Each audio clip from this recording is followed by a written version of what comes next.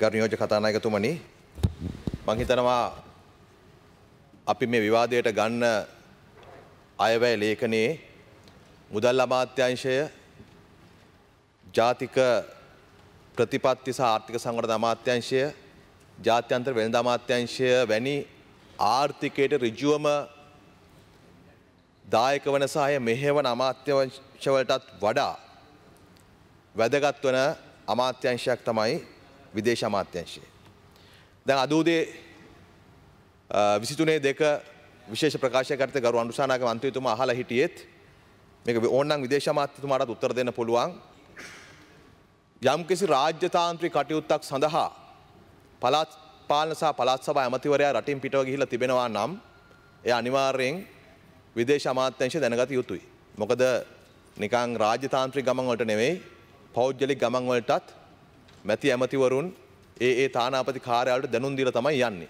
එසා මේ දවස් 7කට ආසන්න කාලයක් රටේ මෙතරම් ප්‍රශ්නයක් තිබෙද්දී ඔහු රටින් පිට වෙලා තියෙනකොට ඒ රාජතාන්ත්‍රික කටයුත්තක් නම් සැබවින්ම ඒ පිළිබඳව විදේශ අමාත්‍යාංශයට වගකීමක් තිබෙනවා මේ පාර්ලිමේන්තුවට දැනුවත් කරන්න. දැන් අපිට මේ අමාත්‍යාංශයේ වැදගත් වෙන කාරණා දෙකක් තිබෙනවා. එකක් තමයි පහුගිය කාලෙදී අපට ලෝකයෙන් එල්ලවන ලද චෝදනා වලට ඍජුවම උත්තර දෙන්නට ගැටෙන්න සිදු වෙන්නේ විදේශ අමාත්‍යාංශයට. ඔබතුමා දන්නවා පහුගිය කාලෙදී අපේ රටේ බඩු මිලට වඩා වැටුප් වලට වඩා එහෙම නැත්නම් සමහර ප්‍රජාතන්ත්‍රවාදය පිළිබඳ සාකච්ඡාවට වඩා රටේ දේශපාලනයේ කේන්ද්‍රීය කතාබහ ගොනු වෙලා තිබුණේ විදුලි පුටුව ජිනීවා මානව හිමිකම් යුද අධිකරණ පිළිබඳව. පහුගිය අවුරුදු 10ක් තිස්සේ විශේෂයෙන් පහුගිය අවසාන අවුරුදු 5ේදී මැතිවරණයක් එනකොට නිතරම විදුලි පුටුව වටේ තමයි මැතිවරණ ව්‍යාපාරය දියත් වුනේ. ඒ වෙලාවේ සාමාන්‍ය මැතිවරණ වේදිකාව විතරක් නෙමෙයි සමහර රාජ්‍ය නිලධාරීන් පවා පාට බස්සලා උද්ඝෝෂණ කරන මට්ටමටම ඒ දේශපාලන මැතිවරණ ව්‍යාපාරය ඉස්සරහට ගෙනිච්චා. ඒ නිසා විදේශ අමාත්‍යාංශයේ ප්‍රමුඛතම කාර්යභාරයක් බවට පත් වෙනවා වෙනදාටත් වඩා ජාත්‍යන්තරයේ අපට මිතුරන් ඇති කරගන්න. අපේ ජාතික ආරක්ෂාව වෙනුවෙන් අපිට ලෝකයේ පුරා අපි වෙනුවෙන් කතා කරන පෙනී දින මිතුරු ජාලයක් ඇති කරගන්නට උවමනාවක් තිබෙනවා. ඒ වගේම අනිත් පැත්තේ මේ විදේශ දූත මණ්ඩලවල තිබෙන දෙවන වගකීම තමයි තමුන්නාසලා නිතර කතා කරන මේ නවෝත්පාදන ආර්ථිකය ඍජු විදේශ ආයෝජන ගෙනා ගැනීම මේ කාරණේ ගත්තට පස්සේදී ආර්ථික කටයුතු පිළිබඳ අමාත්‍යාංශ වලටත් වඩා වැඩි කාර්යභාරයක් විදේශ අමාත්‍යාංශයට පැවරලා තිබෙනවා. එනිසා දේශපාලනික වශයෙන්ුත් ආර්ථිකමය වශයෙන්ුත් මේ මොහොතේ වැදගත් කාර්යභාරයක් උසුලනවා. ඒතර අපි හිතනවා ඒ නිසා විදේශ අමාත්‍යාංශයේ කාර්යභාරය සකස් වීමේදී දේශපාලනිකව අපි බරතැබිය යුත්තේ කවර රටවල් පිළිබඳවද ආර්ථික වශයෙන් බරතැබිය යුත්තේ කවර රටවල් පිළිබඳ අපට ගණනයක් තිබෙන්නට ඕනේ. විශේෂයෙන් ගත්තොත් එක්සත් ජාතීන්ගේ සංවිධාන නිෂේධ බල හිමි රටවල් එහෙම නැත්නම් යුරෝපා සංගමයේ මූලස්ථාන තිබෙන රට එවැනි එක්සත් ජාතීන්ගේ සංවිධානයේ හෝ වෙනත් ජාත්‍යන්තරව බලපෑම් කර හැකි සංවිධානවල මූලස්ථාන තිබෙන රටවල් කලාපීය වශයෙන් වැදගත් රටවල් කෙරෙහි දේශපාලනික අපි වැඩි බරතැබීමක් සිදු කළ යුතුයි. ඒ වගේම අනිත් පැත්තෙන් ලෝකයේ වේගයෙන් දියුණු වන ආර්ථිකයන් අපිට ආයෝජන ගෙනාගත හැකි රටවල් අපට වෙළඳ ගනුදෙනු කර හැකි රටවල් මේ සම්බන්ධයෙන් අපේ බරතැබීම වැඩි වෙන්න ඕන කියලා මම හිතනවා. ඒ නිසා මෙන්න මේ දේශපාලනික සහ ආර්ථිකමය උවමනාවන් වෙනුවෙන් විදේශ අමාත්‍යාංශයේ මෙහෙයවා ගැනීමේ වගකීමක් තිබෙනවා. ඒ විදේශ අමාත්‍යවරයාට පමණක් නෙවෙයි මම හිතනවා සමස්ත කැබිනට් මණ්ඩලයේ වගකීමක්. එහෙම කරනවා නම් අපේ විදේශ සේවාවේ ඉන්න දක්ෂතම නිලධාරීන් මම අර කියපු ආර්ථිකමය සහ දේශපාලන වැඩි බරතැබීමක් සහිත රටවල් වල තානාපති මහ කොමසාරිස් සේවයේ නිරත විය යුතුයි. ඒ වගේම සාමාන්‍යයෙන් නිකන් විදේශ දූත මණ්ඩලයක කෙනෙක් යවනවා වෙනුවට ප්‍රමාණාත්මකවත් දක්ෂතමයන් වල ගුණාත්මකව මේ දිනු කරනවා පමණක් නෙමෙයි ප්‍රමාණාත්මකව ඒ සඳහා වැඩි බරතැබීමක් සිදු කළ යුතුයි. ඒ අනුව තමයි ඔබ තමුන්නාස දන්නවා ඉන්දියාවේ මහා දැවැන්ත ආර්ථිකයට සාපේක්ෂව අපේ තිබෙන ඉතාම කුඩා ආර්ථිකයක්. ඉන්දියාව ලෝකයට කරන මහා විශාල දේශපාලන බලපෑමට සාපේක්ෂව අපේ දේශපාලන බලපෑම කුඩායි. නමුත් ඉන්දියාවේ විදේශ සේවාව ගත්තොත් ඒ රාජ්‍යතාන්ත්‍රික සේවාව ගත්තොත් එහෙම ඔවුන් මේ පුංචි ලංකාවට කොතරම් බරතැබීමක් කරනවාද? ඒ සේවාව පැත්තකින් තියලා අපේ රටේ පහුගිය කාලේ කටයුතු කරපු ඉන්දිය තානාපතිවරුන් පිළිබඳ සිතා බැලුවොත් එහෙම ඉන්දියානු ආණ්ඩුව අපේ රට පිළිබඳව තබලා තිබෙන වැදගත්කම තේරුම් ගන්න පුළුවන්. මේ පුංචි රටක් ආර්ථික වශයෙන් හැකියාව අපේ කුඩායි. නමුත් ඔවුන් අපේ තිබෙන භූදේශපාලනික වැදගත්කම සලකලා ඔවුන් ඉතා ඉහළ බර තැබීමක් අපේ රට කෙරෙහි තබනවා. අපේ රටේ කාලයක් ඉන්දිය මහා කොමසාරිස්තුමිය හැටියට සේවය කරා නිරුපමා රාව මැතිණිය. ඇය සේවය කරු රටවල් මොනවද? ලංකාව, චීනය, ඊළඟට එතුමිය ඉන්දියාවේ විදේශ ලේකම් ධුරයට පත් වුණා. එතනින් එහා ඇමරිකා එක්සත් ජනපදයේ ඉන්දිය තානාපතිතුමිය බවට පත් වුණා. ඒතර මම මේ සඳහන් කරපු පිළිවෙල ගත්තට පස්සේ ගරු ඇමතුමනි අපිට හිතා ගන්න පුළුවන් ඔවුන් අප කෙරෙහි දක්වන වැදගත්කම. ශ්‍රී ලංකාව, චීනය, ඉන්දියාවේ විදේශ ලේකම්, ඊළඟ ඇමරිකා එක්සත් ජනපදයේ. ඔවුන් අපට ඇමරිකාව, චීනය වගේ දේශපාලනිකව සහ ආර්ථික වශයෙන් ලෝකයට බලපෑම් කර හැකි රටවල් මට්ටමට අපිව තියලා තියෙනවා. ඇයි? ඔවුන්ට අපේ මේ භූ දේශපාලනික පිහිටීම වැදගත් නිසා. ඊට කලින් රාව මැතිණියට කලින් හිටපු ශිවශංකර් මෙනන් ඔහු ලංකාවේ සේවය කරා, චීනයේ සේවය කරා, ඊළඟ ඉන්දියාවේ විදේශ ලේකම් බවට පත් වුණා. මම මේක කියන්නේ ගරු ඇමතුමනි ඉන්දියාව වැනි රටක් අපේ රට පිළිබඳව රාජතාන්ත්‍රික මට්ටමින් දක්වන සැලකිල්ල සහ වැදගත්කමට සාපේක්ෂව එය උදාහරණයට ඒ අත්දැකීමට අරගෙන අපි අපේ තානාපති සේවාව හසුරුවමින් තියෙනවද? අපිට පේන්නේ පහුගිය ආණ්ඩුව කළා වගේම තමුන්නාන්සේලාත් මේ තානාපතිකම් මහ කොමසාරිස්කම් සලකන්නේ සංස්ථා සභාපතිකම් විදියට. අපි දන්නවා සාමාන්‍යයෙන් තමුන්නා සංස්ථා සභාපතිකම් දෙන්නේ කොහොමද කියලා. Tamanට ඡන්දෙදි වැඩ කරපු, ඡන්දෙට උදව් කරපු, Tamanට කවදාක හෝ මොකක් හෝ සේවයක් කරපු අයට කළ ගුණ සැලකීමක් වශයෙන් ඔවුන්ට ජීවිතයේ සැඳෑ සමය සතුටෙන් තියන්නට, යම්කිසි ව්‍යාපාර කටයුතු නිරත වෙන්නට තමන්ගේ අතහිත දීමක් හැටියට, හොඳ හිත පෑමක් හැටියට තමයි සංස්ථා සභාපතිකම් සලකන්නේ. ආණ්ඩුව පත් වෙනකොට යහපාලන ආණ්ඩුව මට මතක එක් වෙලාවක තීන්දුවක් ගත්ත අගමැතිවරයා සහ ජනාධිපතිවරයා ඔවුන් දෙදෙනාගේ එකඟත්වයෙන් තමයි හොඳම සූසු පුද්ගලයන් සංස්ථා සභාපතිකම් වලට පත් කරන අධ්‍යක්ෂ මණ්ඩලයට පත් කරන්න කියලා. නමුත් අවසානයේක සිද්ධ වුණේ නැහැ. ඇමතිවරුන් උමනා විදිහට තමයි ඒක සිද්ධ වෙන්නේ. එවැනිම ආකාරයට මං කියන්නේ ලංකාවේ සංස්ථා සභාපතිකමක් ගැන හිතන ප්‍රමාණයට තමයි තමුන්නාන්සේලා මේ විදේශ තානාපතිකම් සහ මහා කොමසාරිස්කම් ගැන හිතන්නේ. කවුද යවන්නේ? තමුන්නාන්සේලා යවන්නේ ලංකාවේදී සලකන්න බැරි වෙච්ච ඥාති ටික යවනවා. ලංකාවේදී තමන්ගේ ආණ්ඩුවක් යටතේ එහෙම නැත්නම් තමන් විපක්ෂින කාලේ සලක ගන්න බැරි වෙච්ච ඥාතිවරු ඉතුරුලා ඉන්නවනම් තමන්ට ආණ්ඩුවක් ලැබිච්ච හැටි ඒ යවනවා තානාපතිකම් වලට. තමන්ගේ පක්ෂේ පරිත්‍ය දේශපාලකයෝ පාර්ලිමේන්තුවට ගන්න බැරි නම් ජාතික ලැයිස්තුවෙන් ඒක ඉඩමදි නම් වෙන ලොකු තනතුරක් දෙන්න බැරි නම් ඔන්න තෝරගන්න තනතුර තමයි තානාපතිකම්. ඊළඟට තමන්ට හිතවත්ව හිටියානම් කවුරු හරි හමුදා සේවය වෙන්න පුළුවන්, පරිපාලන සේවය වෙන්න පුළුවන්, සංස්ථාවල කවුරු හරි සභාපතිකම් දරපෑ වෙන්න පුළුවන්. ඒ අයගෙන් තෝරගත පිරිසක් යවනවා මේ තානාපති සේවයට මහ කොමසාරිස්වරු වෙනුවෙන්. මම කියන්නේ සමහර අය විවිධ ශේෂ්ත්‍රවල දක්ෂ වෙන්න පුළුවන්. කෙනෙක් හමුදා සේවයේ දක්ෂයෙක් වෙන්න පුළුවන්. ඔහු යුද්ධයේදී විශාල කාර්යභාරයක් කළා වෙන්න පුළුවන්. හැබැයි අපි හිතනවාද ඔහු ඒහා සමාන ප්‍රමාණයකටම මේ රාජතාන්ත්‍රික ගනුදෙනු දක්ෂයෙක් කියලා. සාමාන්‍යයෙන් නම් කියන්නේ ලොවින් එකෙක් එක් දෙයකට වෙයි සමත වෙනින් අනෙක් දෙයකට අනෙක් සමත කියලා.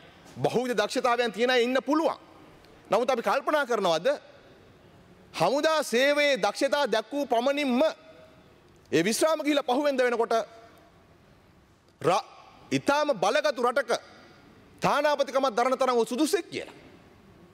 විශ්වවිද්‍යාලයක උපකුලපතිවරයෙක් උපකුල තනතුරක් දරුව පමණින් ඔහු අධ්‍යාපන ශාස්ත්‍රයේ පරිපාලන දක්ෂයෙක් වෙන්නට පුළුවන්. හැබැයි ඒ අවසන් වූවාම තමන්ගේ පාක්ෂිකයෙක් නම් තමන්ගේ කෘත්‍යාධිකාරී මණ්ඩල සමාජිකයෙක් නම් ඔහු ලෝකයේ ආර්ථික හා දේශපාලන වශයෙන් බලගත් රටක අපේ නියෝජිතයා වෙන්නට තරම් සුසුයි කියලා තමුන්වහන්සේලා හිතනවාද? එහෙනම් මොකටද මේ විදේශ සේවාව? එහෙමනේ කරලා තිබෙන්නේ. ඕකෙදි පහුගිය ආණ්ඩුවත් ඔහොමම කළා. අපේ දේශපාලනික වද රටවලට පහුගිය ආණ්ඩු දැම්මේ ඒ වගේ අයනේ. අනුසානායක මන්ත්‍රීතුමා එක වෙලාවක එළිදරව් කරා රාජ්‍ය විදේශ සේවාවේ කොතරම් ප්‍රමාණයක් විදේශ සේවාවට අයත් නොවන පිරිසක් ඉන්නවද කියලා. හිටපු දේශපාලඥයෝ තමුන්වහන්සේලාගේ හිතවත්තු කොච්චර ඉන්නවද? රාජපක්ෂ මහත්තයාගේ ඥාතීන් ඒ හිටපු ප්‍රමාණයටත් වඩා මම හිතන්නේ ඔවුන් ස්ථානගත කරලා තියපු තැන් බැලුවොත් එහෙම මම අර කලින් කියපු දේශපාලනික සහ ආර්ථිකමය වශයෙන් අපට ඉහළම බර තැබිය යුතු තැන්වල තමයි විදේශ සේවාවේ නොවන අය ස්ථානගත කරලා තිබුණේ. රුසියාවේ හිටිය උද්‍යංග වීරතුංග. ඇමරිකා එක්සත් ජනපති ජාලිය වික්‍රමසූරිය.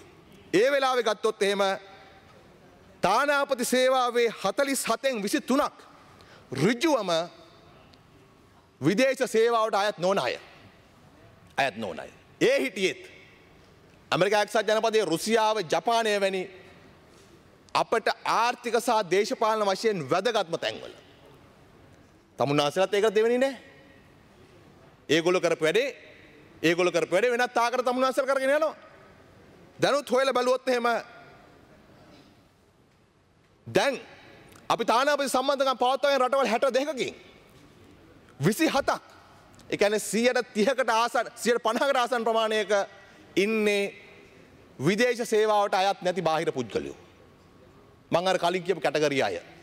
තමුන්වහන්සේලාගේ ඇමතිවරුන්ගේ ඥාති. තමුන්වහන්සේලාගේ දේශපාලන හිතවත්තු. පෙරදුණු දේශපාලඥයෝ. තමුන්වහන්සේලාගේ ප්‍රචාරක ව්‍යාපාර කරපු අය. අපි මේ බර තැබීම තියන්නේ කොහොමද? අපට අපේ දේශපාලන සහ ආර්ථික ඉලක්ක ජය ගන්නට නම් අපි බර තැබිය යුතු ආකාරයෙන් තමුන්වහන්සේලා බර තබන්නේ. මම දන්නේ තමුන්වහන්සේලාගේ මේ ලයිස්තු බැලුවට පස්සේ අපිට පේන්නේ මොකද්ද? විදේශ අමාත්‍යාංශය තියෙනවා කියලා පේන්නේ. තමුන්වහන්සේලාගේ තියෙනවා එක කැටගරි එකක් සැප ගන්න පුළුවන් රටවල්. තනතුරක් දුන්නාට පස්සේ ගරුත්වයක් තියාගන්න පුළුවන් රටවල්. ඒවට යවන්නේ කවුද? ඒවට යවන්නේ අර මං අර කියපු කට්ටිය. පෙරදුණු දේශපාලඥයෝ, තමුන්වහන්සේලාගේ පක්ෂයේ ඉහළ පෙළේ නායකයෝ, එහෙම නැත්නම් ඥාතිවරු. නැත්නම් ව්‍යාපාරික සගයෝ. හැබැයි විභාග සමත් වෙලා ඉහළට එන විදේශ සේවා නිලධාරීන් කොහෙටද යවන්නේ? අර තමුන්වහන්සේලාම කියන තමුන්වහන්සේලා පෙන්눔 කරන සැප ගන්න බැරි රටවල්. අඩුකුලේ රටවල් ටික. දැන් මම අහවලා බැලුවොත් එහෙම තමුන්වහන්සේලා කවදාවත් බංග්ලාදේශයට, භූතානෙට, කෙන්යාවට, නයිජීරියාවට, කියුබාවට යවලා තියනවද? අර මම කියපු හිටපු දේශපාලඥයෝ හරි, තමුන්වහන්සේලාගේ හිතවත්තු හරි, ඥාතිවරු හරි කවුරුත් යවලා තියනවද? නයිජීරියාට යවුවා. ලියනගේ. ඒ වගේ රටවල් ටිකක් තියෙනවා. ඒත් යවන ලියනගේ වගේ කට්ටිය නේද? ඒස්පීලින්ගේ වගේ කට්ටිය. බිස්නස් තියෙනකොට ඒත් යවන්නේ. ඔහොම දේව රටවල් ටිකක් තියෙනවා. ඒවට හැමදාම ඒවා ඉන්නේ කවුද? විදේශ සේවා නිලධාරීන්. හැබැයි ඇමරිකා එක්සත් ජනපදයේ චීනය, ජපානය, රුසියාව, ප්‍රංශය මේ වගේ දේශපාලනික සහ ආර්ථික වශයෙන් බර තබන්න පුළුවන් ඕන රටවල් ටිකට යවන්නේ තමුන්වහන්සේලාගේ අර ඉහළ කුලේ කට්ටිය. තමුන්වහන්සේලාගේ අර ෆස්ට් ක්ලාස් කට්ටිය. ඒකයි මම කිව්වේ ඉන්දියාව අපි ගැන තබන බර තැබීම. තමුන්වහන්සේලා ඉන්දියාවට හැමතිස්සෙම යවනවා හැබැයි විදේශ සේවා නිලධාරියෙක් ඇයි? අපි තාම සලකන්නේ නිකන් ඉන්දියාව අඩුකුලේ රටක් හැටියට. ඒක ලෝකේ ලොකු දේශපාලනික ආර්ථික වශයෙන් බලවත් වුණාට කෙනෙක් යනකොට තමුන්වහන්සේ කල්පනා කරනවා ඉන්දියාවටනේ. ඉන්දියාවට යවන්නේ. ඉන්දියාවට යව රාජ්‍ය සේවාවේ විදේශ සේවාවේ කට්ටිය. ඒක ගන්නෑ. හැබැයි ප්‍රංශ වගේ එකක් આવොත් අහුවෙච්ච සැනින් යවනවා කොහොම හරි කරලා තමන්ගේ හිතවතේ. එහෙම නෙවෙන්නේ. ඒතර මම අහන්නේ ඔබ හිතනවා නම් මම අර කියපු දේශපාලනිකව සහ ආර්ථික වශයෙන් බර තැබිය යුතු රටවල් වලට ගිහිල්ලා ඔය කියන ඥාතිවරුන්ට දේශපාලඥයින්ට ඒ කටයුතු ඒ ආකාරයට කරන්න පුළුවන් නම් අපිට මොකටද විදේශ සේවාවක්? ඇයි මේ නිලධාරි මහත්තුරු උපාධි අරගෙන පශ්චාත් උපාධි අරගෙන ලෝකෙ විතරට වල අත්දැකීම් අරගෙන මේ සේවාව ඉන්නේ මොකටද? මේ බරතවීම තමුන්නාන්සලා කරන්නේ එහෙමයි. තමුන්නාන්සලා නේපාලයට යවනවා විදේශ සේවාවේ ඉන්න නිලධාරිනියක්. හැබැයි මහා බ්‍රිතාන්‍යයට යවනවා ඥාතිවරියක්. එහෙමයි සිද්ධ වෙන්නේ. එහෙම නෙමෙයි. ඉතින් පහුගිය ආණ්ඩුව කළෙත් මේකමනේ. මේකමනේ කළේ. මේක පළවෙනි කාරණේ තමයි අපට අපි ලෝකයේ ඉස්සරහට යන්න නම් අපිට මේ ලෝකෙ තිබෙන දේශපාලන ප්‍රශ්න ජය ගන්න නම් තමුන්නාන්සලා හිතන ආකාරයට ආයෝජන ගෙනා ගන්න නම් මේ බර තැබීම වෙනස් කරන්නට ඕනේ. ඒක ආදර්ශයෙන් පෙන්වු කරන රාජපක්ෂ ආණ්ඩුවේ බරපතල චෝදනාවක් ඒක. තමුන්නාන්සලා දැක්කා උද්‍යංග විරතුන්ගේ ගිහිල්ලා මොකද්ද කරේ කියලා. ඔහු තමන්ගේ රාජතාන්ත්‍රික තත්ත්වය පාවිච්චි කරලා නිලය පාවිච්චි කරලා කරපු දේවල්. ඔහු රාජපක්ෂ පවුලේ කවර ඥාතියෙක් වුණත් ඔහු නියෝජනය කරේ ශ්‍රී ලංකාව රට. අපි ඔහුට තිබෙන චෝදනා ඒවා අතිශය බරපතලයි. මිග්ඥානා ගනුදෙනුව සම්බන්ධයෙන් බෙදුම්වාද යුක්‍රේනයේ බෙදුම්වාදී කැරලිකරුවන්ට අවියාදු කිරීම සම්බන්ධයෙන් ඒ චෝදනා බරපතලයි. ඒවා ඔහුට පමණක් කළන චෝදනා නෙමෙයි. ඔහු අපේ රාජතාන්ත්‍රික නිලධාරියා මේ මොහොතේදී. මම අඩුතරමේ ඒ පරීක්ෂණ වලට විදේශ අමාත්‍යාංශය ලබා දීලා තියෙන සහාය මොකද්ද කියලා කියන්න මට. ඔහුගේ රාජතාන්ත්‍රික ගමන් බලපත්‍රය සාමාන්‍ය ගමන් බලපත්‍රයක් බවට පත් කරලා දෙන්න කියලා. ඒ කියන්නේ ජාත්‍යන්තර වශයෙන් රතු වරෙන්තු නිකුත් වෙලා තිබියදී ඔහුගේ ගමන් බලපත්‍රය වෙනස් කරගන්නට විදේශ අමාත්‍යාංශයෙන් ලියුම දුන්නේ නැද්ද? එතකොට නේද ආගමන විගණන දෙපාර්තමේන්තුවෙන් ඔහුගේ සාමාන්‍ය ගමන් බලපත්‍ර නිකුත් කරේ ඔහුටයි බිරිඳටයි. බිරිඳ 2015 මාර්තු මාසේ ලංකාවට ඇවිල්ලා අරගෙන ගියානේ. අපි මේ ජාත්‍යන්තර පොලිසියට කියනවා අල්ලලා දෙන්න කියලා. නෝන ඇවිල්ලා පාස්පෝර්ට් එක අරන් ගියා ලංකාවට ඇවිල්ලා. ඒ විතරක් නෙවෙයි. දැන් ජපානයට ගියාට පස්සේ තායිලන්තයට ගියාට පස්සේ මේ රාජපක්ෂ කල්ලියේ මන්ත්‍රීවරු ගියපු හැම වෙලාවකම උද්‍යංග වීරතුන් කොහේ හරි ඉඳලා එනවනේ ඔවුන් මුණ ගැහෙන්නට. දැන් තමුන්නාන්සලගේ පැත්තෙන් මේ පැත්තට පැනව අරුන්ද්‍රික ප්‍රාන්දු මන්ත්‍රීවරයාත් එක්ක ගත්ත ඡායාරූප අන්තර්ජාලය සැරිසරනවා. අපි ජාත්‍යන්තර පොලිසියට කියනවා මෙන්න මෙහෙම කෙනෙක් ඉන්නවා අල්ලලා දෙන්න කියලා. මාන විදේශ අමාත්‍යාංශය මොකද්ද කළේ? ඔහුට විරුද්ධව තිබෙන මේ චෝදනාවල අත්අඩංගුවට ගැනීම සම්බන්ධයෙන්.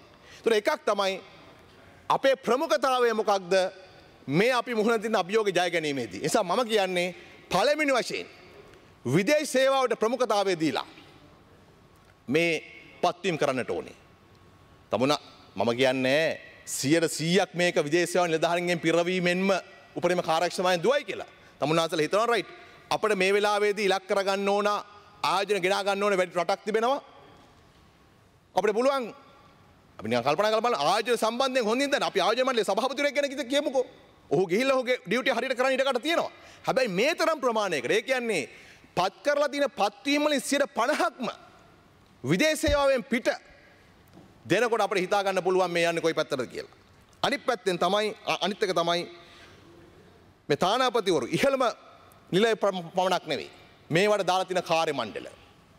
කාර්ය මණ්ඩල වලටත් අවශ්‍ය පරතැවීම සිද්ධ කළා නැහැ. දැන් ලෝකේ චීනය වුණත් ඉන්දියාව වුණත් ඒ රටවලට පත් කරන තානාපති සේවයේ කාර්ය මණ්ඩල ප්‍රමාණය පිළිබඳව ඔවුන් ඒ ගැන සැලකිලිමත් වෙන්නේ ඒ රටේ තිබෙන දේශපාලනික සහ ආර්ථික වැදගත්කම වශයෙන් සලකලා. උදාහරණයක් හැටියට ගත්තොත් එහෙම බෙල්ජියම් බ්‍රසල්ස් වල යුරෝපා පාර්ලිමේන්තුව තිබෙනවා. අපිට වැදගත් වන ආයෝජන ගෙනා ගන්න අපි අපනයන වැඩි ප්‍රමාණයක් යන යුරෝපා සංගමේ තීන්දුව තීරණ ගැනීමේ මූලස්ථානය එතන. හැබැයි අපි බ්‍රසල්ස් වල අපේ තානාපති කාර්යාලවල තබලා තිබෙන්නේත් අනිත් රටකට තිබෙන වැදගත්කම තමයි. චීනය තමන්ගේ තානාපති සේවාවේ ඉහළම තානාපති වරු එවැනි නිලයකට සුසුකම් තියෙන 5 දෙනෙක් සහිත 262ක කාර්ය මණ්ඩලයක් බ්‍රසල්ස් වල තමන් විදේශ සේවාව නිරත කළ තිබෙනවා. අපි කී දෙනාද ඉන්නේ? මම දන්න හැටියට 4ක් හෝ 5ක්. රියදුරුත් එක්ක. සමේ කාර්ය මණ්ඩල උනත් බර තැබීමේ එම ප්‍රමුඛතාවයක් තමුන්නාසලා දීලා නැහැ. අනිත් එක මේ කාර්ය මණ්ඩල කියලා පුරවලා තියෙන හොයලා බැලුවොත් එහෙම ඔය තානාපති මහා කොමසාරිස් ලෙවල් එකේ විතරක් නෙමෙයි පහළ කට්ටිය පුරවලා තියෙනෙත් එහෙමයි. රියදුරු කාර්ය මණ්ඩල පෞද්ගලික සහකාර අරවා මේ ඔක්කොම පුරලා තින්නේ මොකද්ද? ඒව අපිට වැඩි අහුවෙන්නේ නැහැ. අපි දන්නේ මේ උඩින් නම් කියන ටික විතරයි. ඒව පුරවලා තින්නේ තමුන්නාසලගේ පාක්ෂිකයන්ගේ. සමහර රටවල ඉන්නවා එක ඉංග්‍රීසි අකුරක් ලියන්න කියන්න බැරි කනිෂ්ඨ කාර්ය මණ්ඩලයක් දාලා තිබෙනවා. මතක තබා ගන්න. ඔවුන්ට මේ රටේ සේවයක් කරගන්න පුළුවන් වුණාට අපි යවන්නේ ඔහු අපේ රාජතාන්ත්‍රික කාර්ය මණ්ඩලයේ දූතෙක් හැටියට. ඔහු රියදුරෙක් වෙන්න පුළුවන්. නමුත් ඔහු හඳුන්වගන්නේ මම අහවල් තානාපති කාර්යාලයේ අහවල් මහා කොමසාරිස් කාර්යාලයේ සේවය කරන කෙනෙක් හැටියට. ඒතර එවැනි අවං සුසුකම්වත් නැතුව යවුවට පස්සේ මොකක්ද වෙන තත්ත්වය කියලා තමුන්වන්සට හිතා ගන්න පුළුවන්. මට පහුගිය දවස්වල ගොඩක් අය මුණ ගැහුණා මේ ආණ්ඩුව ආවට පස්සේ ඔය බොහෝ තානාපති කාර්යාලවල 3 වෙනි 4 වෙනි පෙළේ තබලා තියෙන්නේ එක්සත් ජාතික පක්ෂයේ යෝන් පෙරමුණේ කට්ටිය. තමුන්වන්ස පුළුවන් නෑ කියන්නේ. මම කියන්න නම් එක කවුද ඉන්නේ කියලා. ඒගොල්ලෝ දාලා තිනවා. මොන සුසුකම් එක්කද? අපි දන්නේ අනාගතේ මොකක් හරි පුහුණු කරන්න වෙන පුළුවන්. නමුත් මතක තියාගන්න පක්ෂයකට සමාජීය පුහුණු කරන්න නෙමෙයි අපේ තානාපති සේවය තිබෙන්නේ කියලා. කාර්ය මණ්ඩල පුරවල තියෙනෙත් එහෙමයි. අනිත් එක අපි හිතනවා මේ සමහර කාර්ය මණ්ඩල වලට ඒ රටේ පුරවැසිකම තියෙන කෙනෙක් ගත්තම අපිට වැඩක් වෙනවා කියලා. උදාහරණයක් හැටියට ගත්තොත් එහෙම අපි නිකන් හිතන්නකෝ. බ්‍රිතාන්‍ය පුරවැසිකම තියෙන කෙනෙක් අපේ රාජතාන්ත්‍රික කාර්ය මණ්ඩලයට ගත්තට පස්සේ අපි හිතනවා එයා ලංකාවේ ඉපදුනේ ඒ පුරවැසිකම තිබ්බට අපි වෙනුවෙන් වැඩ කරයි කියලා. මතක තියාගන්න. එංගලන්තේ ඉඳගෙන එංගලන්තේ පුරවැසිකම දරන කෙනෙක් අපි වෙනුවෙන් වැඩ කරනවට වඩා ඔහුට බැඳීම සහ ඔහු නීතියට යටත් වෙන්නේ බ්‍රිතාන්‍යයේ නීතිත් එක්ක. ඔහු දක්ෂයෙක් නම් වෙන රටක තානාපති සේවයට යවන්න. නමුත් ඒ රටේ පුරවැසිකම තියෙන කෙනෙක් අපේ නිලධාරියා බවට පත් කිරීමෙන් අපේ නියෝජ්‍යයා බවට පත් කිරීමෙන් ඔය කියන වාසි වෙන්නේ නැහැ. මේවා කාලයක් තිස්සේ අපි අත්දැකීමින් පවතින අඩුපාඩුකම්. ඒ වගේම මම තමුන්වන්සලට යෝජනා කරනවා විශේෂයෙන් මේ ආර්ථිකමය වශයෙන් බර තැබීමේදී අපේ රාජතාන්ත්‍රික සේවාව අපට ඩොලර් බිලියන 7ක වාර්ෂික ආදායමක් උත්පාදනය කරන මේ විදේශගත ශ්‍රමිකයන් බහුලව ඉන්න රටවල් කෙරෙහි අවධානය යොමු කරන්න කියලා. ඒ රටවල අපේ තානාපති සේවාව පිළිබඳව ඒ රටේ වැඩ කරන ශ්‍රමිකයන්ගෙන් තිබෙන චෝදනා. ඔබතුමා හොයලා බැලුවොත් ඔය විදේශ රැකියා අමාත්‍යාංශයට කතා කරලා බැලුවොත් එහෙම චෝදනා මොනවද කියලා හොයාගන්න පුළුවන්. එවැනි රටවල් ඉතාලිය වෙන්න පුළුවන්, මධ්‍ය ප්‍රදේශ වෙන්න පුළුවන්, කොරියාව වෙන්න පුළුවන්. එවැනි රටවල අපේ රටට විදේශ විනිමයක් උත්පාදනය කරන්නට මහන්සි වෙන. උන් මේ රටට සල්ලි එවලා ගයක් හදාගෙන වාහනයක් අරගෙන හිටියට එහෙ අපාදුක් විඳිනවා. කොරියාවට ගිහිල්ලා බැලුවොත් තමුන්වන්සට පෙනේ අපේ තරුණයෝ කොච්චර දුකක් විඳලාද එහෙ සේවය කරන්න කියලා. ඒතර අන්න අපි වෙනුවෙන් මේ රටේ මේ පාර්ලිමේන්තුවේ ඉන්න තමුන්වන්සලට ඇමතිවරුන්ට වාහන ගන්න, වාහනයට තෙල් ටික ගහ ගන්න, ගෙවල් කුලිය ගන්න, ඒ ඔක්කොම වියදම් කරන්න ගැන විදේශ විනිමය. ඒ වෙනුවෙන් කඹුරන මිනිස්සු වෙනුවෙන් අවංකව තමන්ගේ සේවය කරන අය පත් කරන්නේ රටවලට. ඒ පිළිබඳව හොයලා බලන්න. සමහර තැන්වල තිබෙනවා හදිසි අනතුරකින් මිය ගියොත් මූර්තදේහය ලංකාවට ගෙනා ගන්න තානාපති කාර්ය මැදිහත් වෙන්නේ නැහැ. ඒවත් ඒ රටවල තියෙන ලාංකික සංවිධාන මැදිහත් වල තමයි මොන හරි කරන්නේ.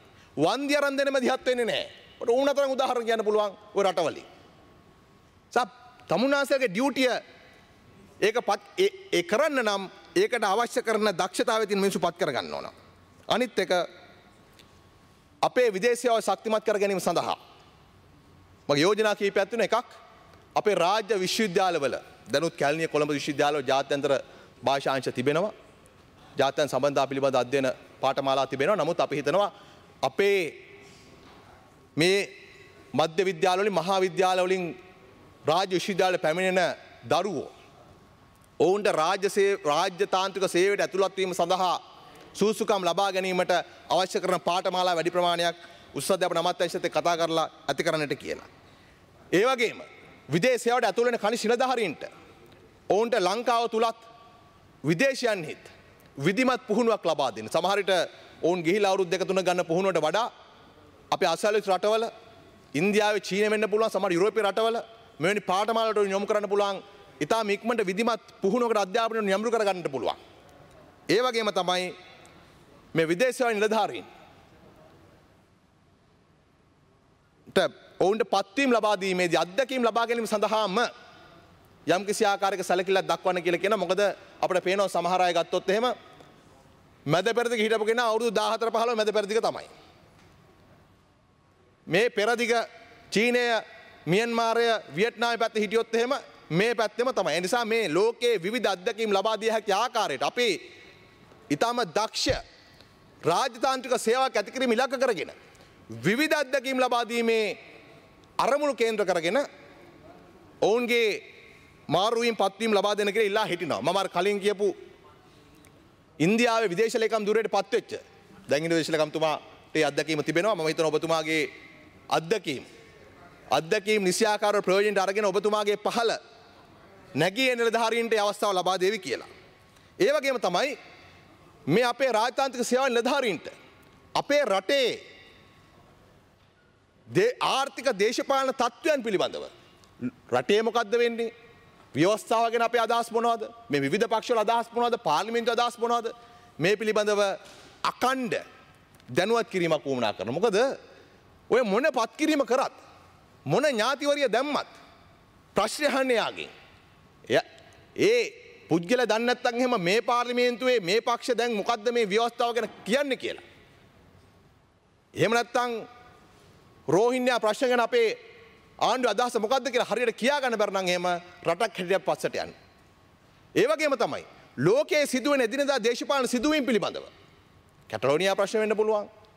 වෙනත් ප්‍රශ්න වෙන්න පුළුවන්. උතුරු කොරියා ප්‍රශ්න පිළිබඳව වෙන්න පුළුවන්. ඒ සම්බන්ධයෙන් අකණ්ඩ දැනුවත් කිරීමක් මෙයාට උමනා කළ ඕන කියලා අපි හිතනවා. මොකද අපේ වාර්තා වෙන ආකාරයට ගත්තොත් එහෙම එවැනි අඩුපාඩුකම් ගණනාවක් අපේ රාජතාන්ත්‍රික සේවාව තුළ සිද්ධ වෙනවා. අනිත් පැත්තෙන් භාෂා පුහුණුව සම්බන්ධයෙන් ඒ කියන්නේ දැන් අපේ ලෝකේ අපේ විදේශ සේවා ඉහළට අරගෙන යන්න නම් ඉංග්‍රීසි භාෂාව හෝ ප්‍රංශ පමණක් පස්සේ එළවලා හරියන්නේ නැහැ. අපිට අරාබ් භාෂාව උමනා කරනවා චීන රුසියන්. එවැනි භාෂා පුහුණුව සඳහා වෙච්ච වැඩපිළිවෙලක් ඕන කියලා මම හිතනවා. නිසා මෙන්න මේ කරුණු ප්‍රමාණය මම ඉදිරිපත් කරේ. යහපාලන ආණ්ඩුව තමුන්නාන්සේලා එනකොට තමුන්නාන්සේලාම ඉදිරිපත් කරපු බරපතල විවේචන රාජපක්ෂ ආණ්ඩුවට ඒවා අඩු වැඩි වශයෙන් තවමත් මේ තානාපති සේවා විදේශ අමාත්‍යාංශ වල සිද්ධ වෙමින් පවතින නිසා ඒවා හැමෝම තියෙනවා. ආර්ථික සහ දේශපාලන වශයෙන් ඉහළ බර තැබීමක් කළ යුතු රටවල් හඳුනාගෙන ඒවට අපේ රාජතාන්ත්‍රික සේවාවේ දක්ෂ නිලධාරීන් යොමු කරන්න. මම කියන්නේ මේ විදේශ කටයුතු අමාත්‍යාංශ ලේකම් ධූරයට පත්වෙන සුසුකම් තියෙන මට්ටමේ 6-7 දෙනෙක් මම අර කියපු වැදගත් බර තැබීම් රටවල ඉන්න ඕනේ. එහෙම නැත්නම් මේක කරන්න බෑ. මේක මේ විදේශ අමාත්‍යාංශ ලේකම්තුමාට පමණක් කරන්න පුළුවන් වැඩක් නෙමෙයි. ඔහුට ඉතා ශක්තිමත් හමුදාවක් වුණා කරනවා. ඒ සඳහා උදව් කරන්න ඒ සඳහා දැන් තිබෙන මට නම් පේන ලොකුම ප්‍රශ්න තමයි ඒ සඳහා තමුන්නාන්සේලා තබන දේශපාලන බර තැබීමේ අඩුව සහ අනිත් පැත්තෙන් මේ තානාපති සේවාව බංකියෝ වගේ අර සංස්ථා සභාපති කන්දෙන් රස්සා දෙන තැන බවට පත් කරගෙන තිබීම නිසා වෙච්ච අලකලංචයක් තිබෙනවා. ඒ නිසා ඒ සම්බන්ධයෙන් වැඩි අවධානයක් යොමු කරන්න කියලා මම ඇමතුමාගෙන් ඉල්ලනවා. ඊළඟට මම විදේශ සේවාවෙන් එළියට ඇවිල්ලා මම කැමතියි අපේ ප්‍රවාහන අමාත්‍යාංශය පිළිබඳව කරුණක් දෙකක් කියන්නේ. ප්‍රවාහන අමාත්‍යාංශයේත් අපේ දුම්රිය දෙපාර්තමේන්තුව පිළිබඳව දැන් සාමාන්‍ය මේ පාර්ලිමේන්තුව ඕන අයවැයක් එනකොට තමුන්නාන්සේලා එක්සත් ජාතික පක්ෂය වුණා ශ්‍රී ලංකා නිදහස් පක්ෂය වුණත් කියන කතන්දරයක් තියෙනවා. ඒ තමයි මේ අපේ රාජ්‍යාංශය කඩා වැටිලා අකාර්යක්ෂමයි පාඩු ලබනවා කරගෙන යන්න බෑ. එක එක ඇමතුරු ඇවිල්ලා මේවා පුරවලා තිබෙන්නේ. කොයිද ප්‍රවාහන ඇමති ඉන්නකොට කළුතරින් ඔන්න පුරවනවා කළුතර පැත්තෙන්. එහෙම පුරවලා තිබෙන්නේ. නිසා මේක පාඩුයි කියා කියනවා. ඒතර පාඩුයි කියලා තමුන්නාන්සේලාම ඊළඟට යෝජනා කරනවා රයිට් එහෙමනම් අපි මේකේ ලාභ උත්පාදනය කරන්න පුළුවන් අංශ කීපයක් තිබෙනවා. ඒවා පෞද්ගලික අංශයට දීලා බලමු ලාභයක් උත්පාදනය කරමු. එතකොට ඒ ලාභයෙන් අපිට පුළුවන් අපේ සේවකයන්ට වැඩිපුර වරප්‍රසාද දෙන්න, දීමනා දෙන්න, පාරිතෝෂික දෙන්න, රටේ ජනතාවට බරක් අඩුයි කියලා තමයි පෞද්ගලික අංශයට යම් යම් අංශ විවෘත කරන්නේ. ඒක සාධාරණීකර ගන්නවා ඒ වෙලාවේදී. හැබැයි දැන් මේ ආකාරයටම දුම්රිය දෙපාර්තමේන්තුවේ අපේ රටේ ජනතාවගේ බදු මුදල් වලින් නඩත්තු වෙන දුම්රිය සේවාව ඒ සේවාවේ සමහර අංශ ප්‍රමාණයක් තමුන්නාන්සේලා පෞද්ගලික අංශයට විවෘත කළා. මේ මෑතම නෙවෙයි. මේ එකක් තමයි 1986 දී තමනාසෙලා විශේෂ දුම්රිය සේවාවක් පටන් ගත්තා. මේ වයිස්රෝයි විශේෂ දුම්රිය කියලා. 1986 පටන් ගත්තා. 84 දී ලංකාවට ආපු ඔය විදේශිකයෙක්ගේ යෝජනාවක් අනුව ඔහු දැකලා මේ වාෂ්ප එන්ජිමක් තියෙන දුම්රිය හදලා යවුවොත් එහෙම සංචාරකව ආකර්ෂණය කරගන්න පුළුවන් කියලා හැදුවා. ඒකට ඒක ඉදිරිපත් කරනකොට ඉතින් ගත්තොත් මම හිතනවා රයිට් සංචාරකව ආකර්ෂණය කරගන්න දුම්රිය දෙපාර්තමේන්තුවට යම්කිසි ආකාරයක ලාභයක් උත්පාදනය කරගන්න දුම්රිය දෙපාර්තමේන්තුවට කරන්න බැරි නම් පෞද්ගලික අංශයත් එක්ක සම්බන්ධ කිරීමේ හරි ප්‍රශ්නයක් නැහැ. නමුත් ඒක කොහොමද ගියේ? දැන් මේ වයිස්රෝයි දුම්රිය ගත්තොත් එහෙම මැදිරි 4ක් වාෂ්ප එන්ජිමක් අපි ලබා දීලා තියෙනවා දුම්රිය දෙපාර්තමේන්තුවේ. ඒතර එන්ජිම අපේ මැදිරි අපේ රේල් පාර අපේ අර පුද්ගලික ආයතනයට තිබෙන්නේ ඔවුන් මේ දුම්රිය මැදිරි නඩත්තු කරන්න ඕනේ. ඒ සඳහා දුම්රිය දෙපාර්තමේන්තුවට නවීකරණය සඳහා කරන්න ඕන ගෙවීම් කරන්න ඕන ඒව කරන්න ඕනේ. ඒ වගේම මේ ටිකට් වලින් මුදලක් ලබා දෙන්න ඕනේ. හැබැයි මොකද වුනේ? 1986 ඉඳන් මේ දක්වා වාර 3ක් ගිවිසුම් ගත වෙලා තියෙනවා. 4ක් ගිවිසුම් ගත වෙලා තිබෙනවා. ඒ ගිවිසුම් ප්‍රකාරව දුම්රිය දෙපාර්තමේන්තුවට ලැබිය යුතු මුදල් ලැබිලා නැහැ. 1986 ඉඳන් 91 දක්වා තියෙන එක ගිවිසුමක්. 91 ඉඳන් 96 වෙනකන් ගිවිසුමක් නැතුව දුවලා තියෙනවා. ආයේ 96 ඉඳන් 98 වෙනකන් ගිවිසුමක් තියෙනවා. 99 ඉඳන් 2009 වෙනකන් ගිවිසුමක් නැහැ. 2009 14 ආයේ ගිවිසුමක් තියෙනවා. 2014 16 කාලේ ඒ අවුරුදු දෙකක් ගිවිසුමක් නැතුව දුවලා තියෙනවා. මේ මම අවසාන වශයෙන් ගත්තොත් මොකද මේ දැන් මේ ගිවිසුමට ඇතුළත් වෙච්ච විදිය පිළිබඳ ප්‍රශ්න තියෙනවා. මේ ගිවිසුම නීතිපති දෙපාර්තමේන්තුවේ අනුමැතිය අරගෙන නැහැ. මේවට අදාළ ලේඛනවත් ඇමතුමා හොයාගන්න බෑ. ඒක තමයි ඇත්ත කතාව. හැබැයි ප්‍රශ්නේ තිබෙන්නේ රයිට් අපි 86 ඉඳන් 2014 වෙනකන් තියමුකෝ. හැබැයි 2014න් පස්සේ 2014 16 කාලේ මේ දුම්රිය දිව්වා ගිවිසුමක් නැතුව දුම්රිය දෙපාර්තමේන්තුවට අය වෙන්න ඕන රුපියල් මිලියන 5.3ක්. දුම්රිය දෙපාර්තමේන්තුවේ මේ මැදිරි අලුත් වැඩියා කළා දුන්නා නවීකරණය කළා දුන්නා. ඒකට එන්න රුපියල් මිලියන 6.1ක්. මේ ගිවිසුම අනුව කොළඹ පාරිභෝගික නිලධාරියෙක් සලකලා ටිකට් මිල සංශෝධනය වෙන්න ඕනේ. ඒක සංශෝධනය කළේ නැහැ. ඒ නිසා ඒ පාඩු රුපියල් මිලියන 4.4ක්. ඒ කියන්නේ මේ තුන විතරක් එකතු කරොත් මේ තුන විතරක් නෙමෙයි පාඩු තිබෙන්නේ. මේ වයිස්රෝයි දුම්රිය නිසා ගිවිසුමක් නැතුව දුවපු වසර 2යි. නවීකරණයෙන් දුම්රිය දෙපාර්තමේන්තුවෙන් දෙන්න ඕන මුදලයි. ටිකට් මිල සංශෝධනය නොකරපු නිසා ලැබෙන යුතු ගාස්තුවයි.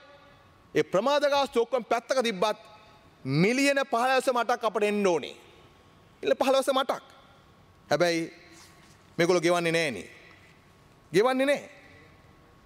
මෙහෙම තිබිලත් දැන් ප්‍රශ්නේ තිබෙන්නේ රයිට් අපි දුම්රිය දෙපාර්තමේන්තුව තීන්දුවක් අරගෙන සංචාරකයන් සඳහා විශේෂ දුම්රිය සේවාවක් ඇති කරන්න එය වසර 5න් 5 ටෙන්ඩර් කරලා දෙනවා නම් ඒක විනිවිදභාවයක් තියෙනවා හිතා ගන්න පුළුවන්. හැබැයි 1986 ඉඳලා අද වෙනකනුත් අදින් නතර වෙන්නේ නැතුව 2021 වෙනකනුත් මොකද 2016 අලුත් ගිවිසුමක් ගාව අවුරුදු 5කට 2021 වෙනකනුත් මේ වයිස්රෝයි ස්පෙෂල් එක දුවන්නේ එක පෞද්ගලික සමාගමක් JF Tours and Travels Ceylon Limited JF මතක තියාගන්න. එතකොට මේ JF එකෙන් දැන් මේකේ මේ තිබෙනවා අපේ දුම්රිය වෘත්තීය සමිතිය ඉදිරිපත් කර කාරණා පමණක් නෙමෙයි. 2017 ජනවාරි මාසේ 31 වෙනිදා විගණකාධිපති දෙපාර්තමේන්තුවෙන් ඉදිරිපත් කරන ලද වාර්තාවක්. ඒ වාර්තාවේ බොහොම පැහැදිලිව කියනවා දැන් දුම්රිය දෙපාර්තමේන්තුව රටේ ජනතාවගේ බදු මුදල් වෙනවා කියන්නේ දුම්රිය දෙපාර්තමේන්තුව විසක් JF පෞද්ගලික සමාගම නෙවෙයිනේ. එතකොට මේ 2016 ඉඳන් අවුරුදු 5කට තවත් මේ ගිවිසුම අලුත් කරනකොට දුම්රිය සාමාන්‍යාධිකාරිවරයා දුම්රිය දෙපාර්තමේන්තුව කිව යුතුව තිබුණා කැබිනට් මණ්ඩලයට මේ සමාගම පහුගිය අවුරුදු කාලවල මෙහෙම ගිවිසුම කඩ කරා කියලා. ඔවුන් ගාස්තු හරියට ගෙව්වේ නැහැ කියලා. හැබැයි ඒ වෙනුවට දුම්රිය දෙපාර්තමේන්තුවෙන් කියන්නේ මොකද්ද? දුම්රිය දෙපාර්තමේන්තුවෙන් කියන්නේ මේ වයිස්රෝයි මේ විශේෂ දුම්රිය පවත්වාගෙන යන්නේක මේ සමාගමකට දුන්නේ නැත්නම් එහෙම මේ ක්‍රියාවලිය අඩාල වෙනවා ආය පටන් ගන්න අමාරුයි පටන් ගන්න තව කාලයක් යනවා ඒ නිසා මේක ඒ සමාගමට දෙන්න කියලා. ඒ සමාගමට දෙන්න කියලා. ඉතින් ප්‍රශ්නේ තිබෙන්නේ අපට කියනකොට මේ දුම්රිය දෙපාර්තමේන්තුව පාඩුයි ඒක නිසා කීයක් හරි ආදායමක් හොයාගන්න තමයි මේවා මේ පෞද්ගලික අංශයට පවරන්න කියලා. හැබැයි ඒවා පැවරුවාට පස්සේ රජයට අය යුතු මුදල් නිසියාකාරයෙන් අය කරගන්නට තමුන්නාසලා කටයුතු කළා නැහැ. ඒකට මේවට සම්බන්ධ ඇමතිවරු දැන් මේ පාර්ලිමේන්තුවේ පිටත් නෙවෙයි ඉන්නේ. පහුගිය ආණ්ඩුවේ ප්‍රවාහන ඇමතිවරු දෙන්නෙක් මේ පැත්තේ වාඩිලාත් ඉන්නවා. තමුන්නාසලා හොයලා බලන්න පුළුවන් ඒ කාලේ මොනවද උනේ කියලා. ඊළඟට මේකටම සම්බන්ධයි දැන් දුම්රිය දෙපාර්තමේන්තුව ඇතුලේ කෞතුකාගාරයක් ඉදි කරන්න යනවා. ඒකට තමුන්නාසලා හදලා තියෙනවා පෞද්ගලික සමාගමක් රේල්වේ මියුසියම් ගැරන්ටි ලිමිටඩ් කියලා. මේකට මහජන බැංකුව රුපියල් මිලියන 300ක ණයක් අරගෙන තියෙනවා මහජන බැංකුව ඇතුළු බැංකු 3කින්. මේ ටික අරගෙන මහජන බැංකුවේ account එක දාලා තියෙනවා. දැන් මේ සමස්ත ක්‍රියාවලියේ අන්තර් සම්බන්ධය හොයාගන්න එක ඇමතුමා එච්චර ප්‍රශ්නයක් නෙමෙයි. මොකද දන්නවද? මේ JF Tours and Travels Ceylon Limited එක කාටද අයිති? ඊළඟට මේ දුම්රිය කෞතුකාගාරය හදන රේල්වේ මියුසියම් ගැරන්ටි ලිමිටඩ් එකේ බැංකු ගිණුම මහජන බැංකුවේ කාගේ නමින්ද පවත්වාගෙන යන්නේ? මහජන බැංකුවයි මේ වෙලාවේ ඔය JF Tours and Travels Private Limited එකයි අර මියුසියම් ගැරන්ටි කම්පැනි එකයි මේ ආයතන තුන අතරේ පොදු මහා පොදු සාධකයක් මොකක් හරි තියෙනවාද? ඔක හොයාගත්තා නම් මේ තිබෙන ඔක්කොම ටික එළියට ගන්න පුළුවන්. ඇයි මේ වැයි මුදල් අය වෙන්නේ නැත්තේ කියලා. ඇයි මෙච්චර ඒ කියන්නේ කැබිනට් එකටත් බොරු කරලා. කැබිනට් මණ්ඩලයට බොරු කරලා. අඩුතරමේ කැබිනට් එකට කියන්න තිබුණානේ දුම්රිය දෙපාර්තමේන්තුවේ දුම්රිය සාමාන්‍ය අධිකාරිවරයා මේ ආයතන සම්බන්ධයෙන් අපිට ප්‍රශ්න තිබෙනවා. ඔවුන් හරියට බදු මුදල් ගෙවලා ගිවිසුම අනුව කටයුතු කළා නැහැ. ඔවුන් ටිකට් ගාව සංශෝධනය කරලා නැහැ. දුම්රිය දෙපාර්තමේන්තුව දුම්රිය අලුත් වැඩියා කරාට පස්සේ ඒක ගෙවලා නැහැ කියලා. ඒක කියන්නේ නැතෝ කියන්නේ මොකද්ද? මේගොල්ලන්ට දුන්න නැත්තම් මහා පාඩුවක් වෙනවා. මේ වැඩේ නතර වෙනවා. සංචාරකයෝ ටික ගෙනා ගන්නත් බැරි වෙනවා. ඔන්න ඕක තමයි කියලා කැබිනට් එක බය කරන්නේ. ඉතින් ඕකනේ වෙන්නේ. ඒ නිසා මේ වයිස්රෝයි දුම්රිය පිළිබඳව මං හිතන්නේ විශේෂ පරීක්ෂණයක් කළ යුතුයි.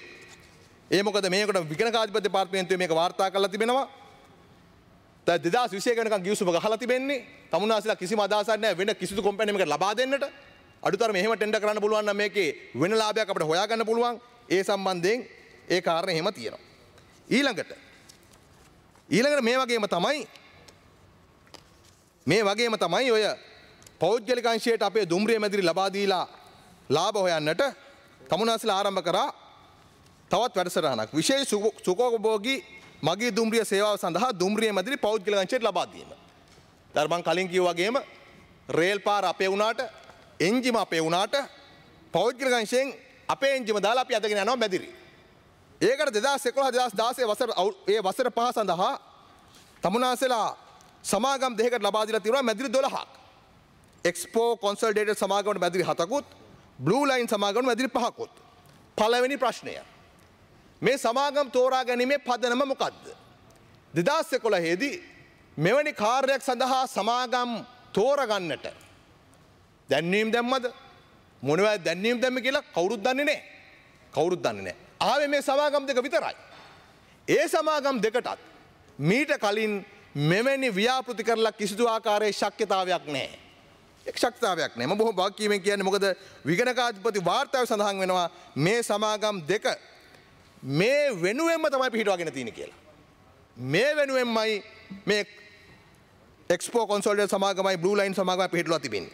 ඊළඟට මේගොල්ලෝ අපේ දුම්රිය මැදිරි අරගෙන ඒගොල්ලන්ට ඕන විදිහට වෙනස් කරගත්තා. නවීකරණය කරගත්තා. ඒකෙන් අපේ රත්මලානේ දුම්රිය කළමනාකරු ඔහු කියනවා ඒ මැදිරි නවීකරණය කිරීමේදී සමාගම් විසින් අපිට බරපතල අලාභයක් සිදු කළා තියෙනවා කියලා. අලාභ කළා තියෙනවා. ඊළඟට ඔවුන්ට තිබෙනවා ගිවිසුම් ප්‍රකාරව ඒ මැදිරියේ ටිකට් වලට අනුව අපිට ගාස්තු ගෙවන්නට.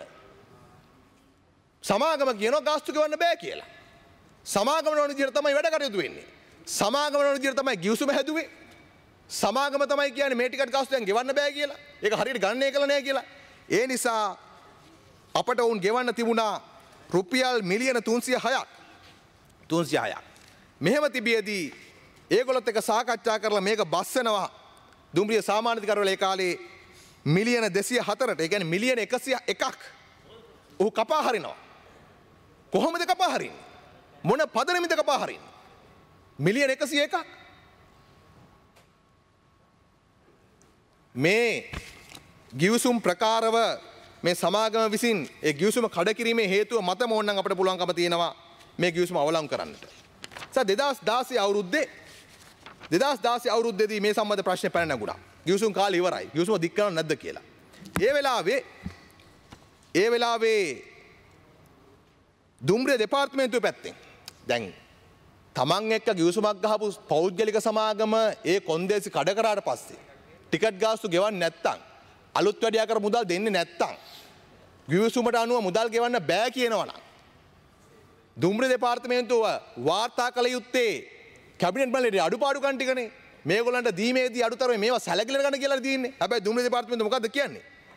මෙම ගිවිසුම අත්හිට වුවහොත් සුකෝපභෝගී දුම්රිය මැදිරිවල සේවාව ලබාගත් විදේශ සංචාරකයන්ට දුම්රිය මගින්ට මෙම සේවාව එකවර අහිමි යාමෙන් අගතියක් සිදුවිය හැකි බවත් කාලයක් ගත වීමෙන් පසු නැවත මෙම සේවාව ආරම්භ කිරීමට කටයුතු කළොත් ජනප්‍රියතාවය ගොඩනගාගැනීම අසීරු වන බවත් යනුවෙන් සඳහන් කළා තමයි කැබිනට් මණ්ඩලයට මේක සාධාරණීකරණය කරන්නේ. ඒ නිසා දුම්රිය දෙපාර්තමේන්තුව ඉල්ලන්නේ මොකද්ද? දුම්රිය සාමාන්‍යධිකාරිවල ඉල්ලනවා මේ ගිවිසුම තව අවුරුදු 5ක් පවත්වාගෙන යන්න. ඒතකොට තමුන්නාන්සේලා වැඩ කරලා තිබෙන්නේ දුම්රිය දෙපාර්තමේන්තුව වෙනුවෙන්ද මේ රටේ ජනතාවගේ බදු මුදල් වෙනුවෙන්ද එහෙම නැත්නම් පෞද්ගලික සමාගමේ ලාභය වෙනුවෙන්ද? මේ කැබිනට් පත්‍රිකාව දැම්මට පස්සේ ජනාධිපතිතුමා නිරීක්ෂණ මොනවද? ජනාධිපතිතුමා කියනවා මේ කොන්තරත්තුව මාස 3ක් වෙනකන් විතරක් දික් කරන්න, දික් කරලා මේක සාකච්ඡා කරන්න කියලා. මුදල් ඇමතිවරයා කියන්නේ මොකද්ද? මේ ගිවිසුම වර්ෂයකට පමණක් දික් කරන්න. ඒ අතරේදී දුම්රිය සාමාන්‍යධිකාරියට කියනවා වඩා තරඟකාරී හා විනිවිදභාවයකින් යුත් ක්‍රමයක් තුලින් රජයට උපරිම වටිනාකමක් ලබා ගත හැකි අයුරින් සුදු සමාගමක් තෝරගන්න පියවර ගන්න කියලා. හැබැයි තමුන්නාන්සේලා මොකද කරන්නේ? කැබිනට් පත්‍රිකාව එහෙමම තිබියදී මේක මාස 3ට දික් කරනවා. මේ සිදුවීම් දෙකම ගත්තට පස්සේ ගරු ඇමතුමනි මේ සිදුවීම් දෙකම ගත්තට පස්සේදී දුම්රිය දෙපාර්තමේන්තුව වැඩ කළ තිබෙන්නේ මේ රටේ ජනතාව හෝ රජය වෙනුවෙන්ද නැත්නම් පෞද්ගලික අංශ වෙනුවෙන්ද?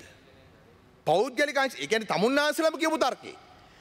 රජයේ ආයතන දුම්රිය දෙපාර්තමේන්තුව පාඩු පිට පාඩු ලබනවා වැටුප් ගෙව ගන්න විදිහක් නැහැ කියලා කියනකොට ඒකට උත්තරයක් විදිහට පෞද්ගලික අංශයට මේක බදු දීලා ඒකෙන් ආදායමක් ලැබුණු කියලා තමයි ගිවිසුම ගහන්නේ.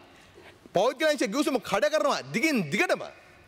ඒ පිළිබඳව කිසිදු පරීක්ෂණයක් කරන්න නැතුව අඩුතරමේ මේකට නීතිපති දෙපාර්තමේන්තුවෙන්වත් තොරතුරක් අහන්න නැතුව දිගටම කරන වැඩේ තමයි අවුරුදු 5න් 5 මේක දික් කරනවා. අපේ දුම්රිය අපේ රේල් පාරේ අපේ එන්ජිමෙන් ඒ අපේ පෙට්ටි ටික අදගෙන ගිහිලා ඒගොල්ලන්ට සල්ලි දෙනවා. මම කියන්නේ නෑ මේක දුම්රිය දෙපාර්තමේන්තුවෙන්ම කරන්න පුළුවන් කියලා. ඒක බැරි වෙන්න පුළුවන්. නමුත් මේක යහපාලන ආණ්ඩුව මතක තියාගන්න. මේක විනීතභාවයෙන් කරන්න පුළුවන්. ලෝක රටවල් එහෙම කරනවා.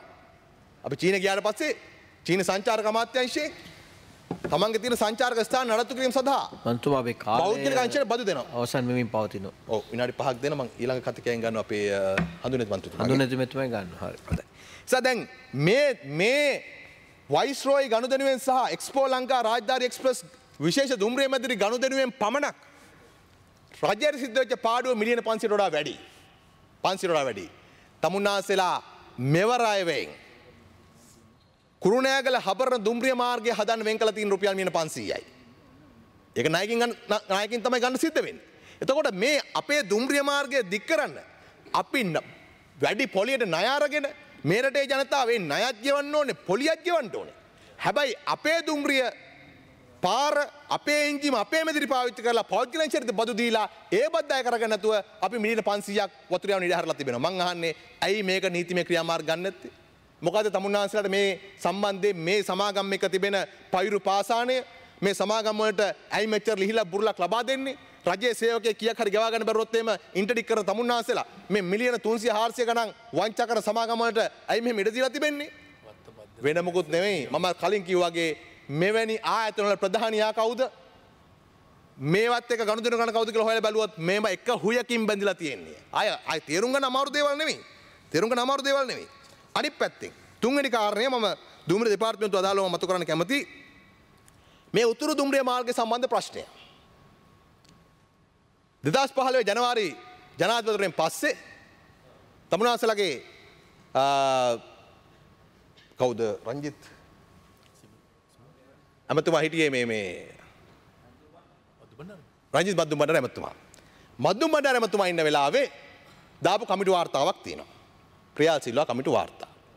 ඒ අය උතුරු දුම්රිය මාර්ගය දිගේ ට්‍රොලියකින් ගිහිල්ලා නිරීක්ෂණය කරලා ගෙනාපු වාර්තාවක් තිබෙනවා තමුන්නාන්සලගේම ආණ්ඩුවේ ඇමතිවරයෙක්ගේ නියෝගයෙන් උපදෙසින් හදපු වාර්තාවක්. ඉල්ලීම හදපු වාර්තාවක්.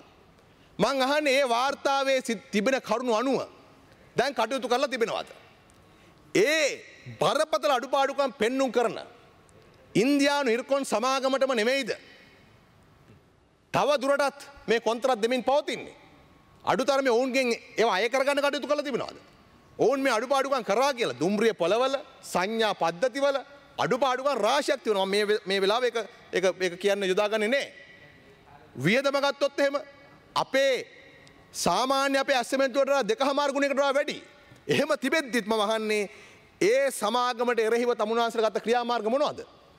ඒ කියන්නේ දැන් වෙලා තිබෙන්නේ අපි පහුගිය ආණ්ඩුවෙන් කරපු වංචා දුම්රිය දෙපාර්තමේන්තුවේ ඒ වංචා විමර්ශනය කරන්නට විගණකාධිපති දෙපාර්තමේන්තුවට හෝ විශේෂ කමිටු වලට ඔවුන්ටත් රටේ ජනතාවගේ බදු මුදල් වියදම් කරලා අවස්ථාව ලබා දීලා තිබෙනවා. වාර්තාව එනවා. වාර්තාවට පස්සේ ඒ වාර්තාව මේසුරු තියාගෙන ඉන්නවා. කිසිදු ක්‍රියාමාර්ග ගන්නේ නැහැ. අර රටේ ජනතාවට වංචා කරපු සමාගම් දේශීය හෝ විදේශීය සමාගම් ඔවුන් සියල්ල තමන්ගේ වැඩේ කරගෙන යනවා. ඔවුන්ට කවුද ඇමති කියන එක අදාළ වෙන්නේ නැහැ. ඔවුන්ට කවුද සාමාන්‍ය අධිකාරී කියන එක අදාළ වෙන්නේ නැහැ. ඇයි? ඔවුන්ගේ අයුතුලාභය මං කියන්නේ අයුතුලාභය රටේ ජනතාවට වංචා කරගන්න ලාභය ඔවුන් ඒ ආකාරයට පවත්වාගෙන යනවා. මතක තබා ගන්න මේකට නෙමෙයි මේ රටේ ජනතාව ලක්ෂ 62ක් ඡන්ද දීලා රාජපක්ෂ මහත්තයා පරාජය කළේ. මේකට නෙමෙයි යහපාලනය කියන්නේ. පහුගිය ඇමතිවරු කරපු දේම කරන්න යහපාලනය වැඩක් වෙන්නේ නැහැ. මෙන්න මේ කරුණු පිළිබඳව ප්‍රමාණවත් අවධානයක් සහ පිළිතුරක් බලාපොරොත්තු වෙන මම නිහඬව බව සුතියි.